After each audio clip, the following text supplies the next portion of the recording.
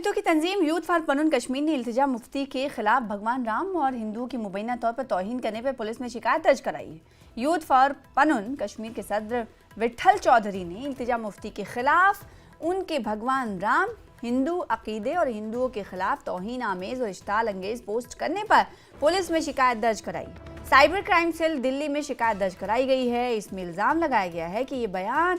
गहरा जारहाना है, जिसका मकसद फ़िरका वाराना फसाद को हवा देना है और जानबूझकर भगवान राम और हिंदू मजहब साथ ही उसके पैरोकारों की तौहीन करना है। की बेटी और मुफ्ती मोहम्मद सैयद की नाती इल्तिजा मुफ्ती ने भगवान श्री राम के लिए बहुत ही अभद्र भाषा प्रयोग करके एक ट्वीट किया। यूथ फॉर पनुन कश्मीर ने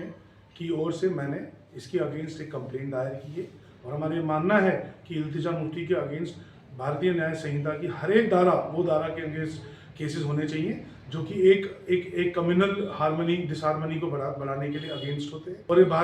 भारत की एक जो पूर्ण सेक्युलर छवि है उसको बर्बाद करने की कोशिश है। हमें हमारा मानना है कि महबूबा मुफ्ती के अगेंस्ट, इल्तिजा मुफ्ती के अगेंस्ट एक व्यापक कार्रवाई हो। इल्तिजा मुफ्ती का भगवान राम के खिलाफ अभद्र टिप्पणी, हिंदुओं को गाली देना समस्त हिंदू समाज को आहत करता है और कश्मीर में रह रहे कश्मीरी हिंदुओं में डर का माहौल पैदा करता है, क्योंकि अब जो जिहादी शक्तियां हैं, वो शक्तियां जो हिंदुओं के खिलाफ कश्मीर में कार्य करती हैं, उनको प्रोत्साहन मिलता है कि हिंदुओं पर वो अटैक करें, हिंदुओं को मारें।